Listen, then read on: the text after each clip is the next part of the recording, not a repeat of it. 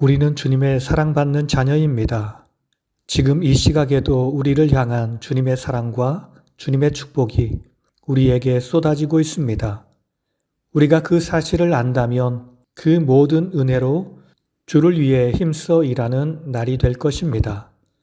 그러나 우리가 그 사실을 깨닫지 못한다면 우리는 세상 일에 집중하며 힘들고 곤고한 날을 보내게 될 것입니다. 오늘 이 하루가 주님의 은혜를 알고 주님과 동행하며 주의 풍성한 복으로 말미암아 행복한 하루가 되길 예수님의 이름으로 축원합니다. 오늘은 에스겔 23장을 통독합니다. 23장 예루살렘이 사마리아의 음행을 답습한 것을 지적하다. 첫 번째 1절에서 21절 남북 선민의 동반 심판 이유. 세 번째 11절에서 21절 북이스라엘의 전례에도 불구하고 더욱 심해진 남유다의 이방과 그 우상 숭배 지적. 11절 북이스라엘보다도 더욱 심해진 남유다의 부패. 12에서 13절 여호와를 등진 남유다의 아수르 추종. 그가 아수르 사람을 연애하였으니 화려한 의복을 입은 고관과 감독이요 말 타는 자들과 준수한 청년이었더라. 14에서 18절 여호와를 등진 남유다의 바벨론 추종. 그가 음행을 더하였음은 갈대아 사람을 사랑함이라. 그가 더럽힘을 입은 후에 그들을 싫어하는 마음이 생겼더라. 19에서 21절 여호와를 등진 남유다의 애굽 추종. 다시 애굽을 사랑하여 애굽 쪽으로 갔도다. 예루살렘도 사마리아처럼 이방 강대국을 의지하는 죄를 범하였습니다. 여호와께서 바로 그 강대국들을 통해 사마리아와 예루살렘을 심판하셨습니다. 일반적으로 그들이 주변 강대국들을 의존하고 그들과 동맹을 맺는 것은 잘못된 일이라 할 수 없으며 오히려 국제 정치적 역학 관계를 통해서 볼 때 그들의 행위는 지혜로운 처사로 평가될 수도 있습니다. 그러나 문제는 이스라엘 자손이 여호와의 언약 백성이었다는 사실에 있습니다. 그것은 만민 중에 그들이 하나님의 특별한 사랑과 축복을 받고 보호와 인도를 받는 것을 의미합니다. 이런 특권과 더불어 그들의 의무는 하나님에 대한 절대적 사랑을 약속하고 거룩한 삶을 살아야 했습니다. 그러나 그들은 주변 강대국들과 관계를 견고히 하는 데에만 혈안이 되었고 여호와와의 관계는 무관심하며 하나님께 불신과 불순종으로 일관했습니다. 이것은 여호와에 대한 언약적 배반의 행위였습니다. 그래서 하나님은 유다를 심판하신 것입니다. 두 번째 22에서 35절 사마리아를 답습한 예루살렘의 심판 선언 중반부. 22에서 27절 예루살렘이 추종하던 바벨론 등을 이용하여 예루살렘을 재판하며 징벌을 내리시리라. 22에서 24절 여호와의 주도에 의한 바벨론의 예루살렘 재판. 나는 내가 사랑하다 싫어하던 자들을 충동하여 그들이 사방에서 와서 너를 치게 하리라. 그들은 바벨론 사람과 갈대아 모든 무리들이라.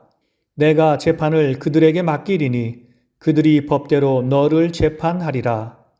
25에서 27절 여호와의 질투에 의한 예루살렘을 향한 맹렬한 징벌. 내가 너를 향하여 질투하리라.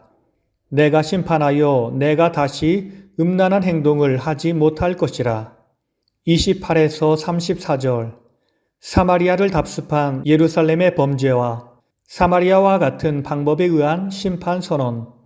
28에서 29절 과거 사마리아 심판과 동일한 방법을 통해 심판하리라. 나는 내가 미워하는 자와 내 마음에 싫어하는 자의 손에 너를 붙이리라. 30에서 31절 예루살렘이 똑같이 당해야 할 과거 사마리아의 징벌의 고통. 내 형의 잔을 내가 마시고 코웃음과 조롱을 당하리라. 35절 여호와를 저버린 예루살렘 심판은 당연한 것이라. 너는 내 음란과 내 음행의 죄를 담당할지니라. 세 번째 36에서 49절 사마리아를 답습한 예루살렘의 심판 선언 후반부. 36절. 남북 선민의 동반 심판 선언과 그들의 타락을 지적하라. 37에서 42절. 남북 선민의 동반 타락의 지적. 37에서 39절. 우상 숭배와 여호와의 성소 모독 등을 지적하다. 내 자식을 우상을 위하여 화제로 살랐도다. 내 성소를 더럽혔도다. 40에서 42절. 이방 잡족들을 추종하며 불륜을 저질렀도다. 43에서 49절. 여호와에 의한 남북 선민의 동반 심판 선언. 43에서 45절. 여호와를 저버리고 이방의 간통녀가 된 남북 선민 모두에 대한 심판 의지를 천명하시다. 내가 음행으로 쇠하여 줬도다. 그래도 그들과 피차 음행하였도다. 의인이 간통한 여자들을 재판함같이 재판하며 피를 흘린 여인을 재판함같이 재판하리라. 46에서 49절. 여호와의 심판 집행을 위한 군대 동원과 간통녀로 전락한 남북 선민의 징벌 천명. 그들이 공포와 약탈을 당하게 하라.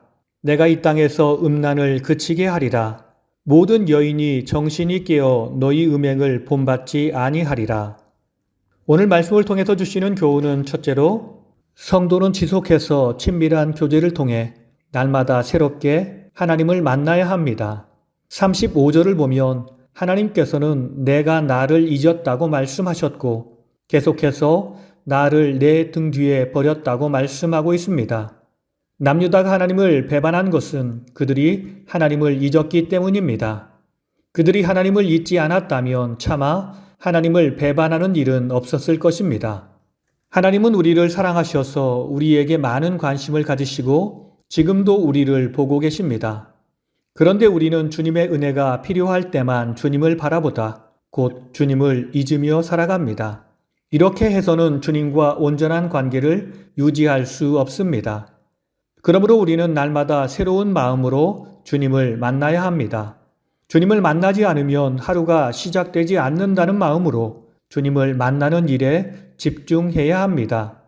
이처럼 우리가 주님을 자주 만나면 우리 인생은 주 안에서 달라질 것입니다.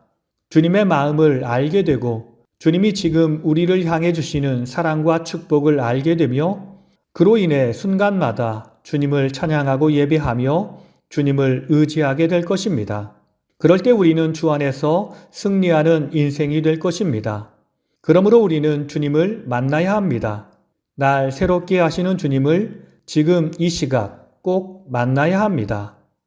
두 번째, 하나님께서 우리에게 베푸신 은혜를 무엇을 위해 사용하시나요? 40에서 42절은 남유다가 하나님의 심판을 받을 수밖에 없었던 또 다른 죄악에 대해서 말씀하십니다. 그것은 열방과 더불어 영적 행음한 것입니다. 여기서 행음이란 유다가 스스로 안정을 보장받기 위하여 열방의 여러 나라와 맹약을 맺은 사실을 말합니다. 남유다는 사자를 원방에 보내어 사람들을 초청하고 그들의 환심을 사기 위하여 몸단장하며 성대한 잔치를 베푼 음란한 여인으로 묘사되고 있습니다. 이들은 사신들의 환심을 사기 위해 하나님께 드려야 할 것까지도 유용했습니다. 남유다는 하나님이 은혜로 주신 것들을 하나님의 영광을 위해 사용하지 않고 다른 나라를 섬기는 데 사용했습니다. 이것은 하나님 앞에서 큰 죄입니다. 우리는 우리가 가진 모든 것을 하나님을 위해서, 하나님의 영광을 위해서 사용해야 합니다. 그것이 이 모든 것을 주신 하나님에 대한 합당한 행동입니다. 그러나 남유다는 그러지 못했습니다. 오늘 우리는 어떻습니까? 주님의 은혜에 감사하며 주님을 높이며 살고 있습니까? 아니면 주님의 은혜를 잊고 내 방법대로 살아가고 있습니까? 오늘 이 하루가 주님의 은혜를 기억하고 감사하며 주께 영광 돌리는 하루가 되길 예수님의 이름으로 축원합니다. 다 함께 기도하시겠습니다. 우리를 사랑하셔서 우리에게 다가오시어 우리의 인생을 복된 인생으로 변화시켜 주시는 주님. 우리가 주님 없이는 한시도 살 수 없는 연약한 존재임을 기억하며 날마다 매 순간 주님을 만나게 하옵소서. 그래서 내 삶이 주의 은혜로 새롭게 변화되는 것을 느끼게 하옵소서. 그리고 주님이 내게 주신 은혜와 사랑을 발견하고 그 모든 은혜를 주님을 위해서, 주님 나라를 위해서 사용하여 우리의 삶을 통해 주의 영광만 선포하도록 나를 이끌어 주시옵소서. 살아계시고 우리와 동행하시는 예수님의 이름으로 기도드립니다. 아멘.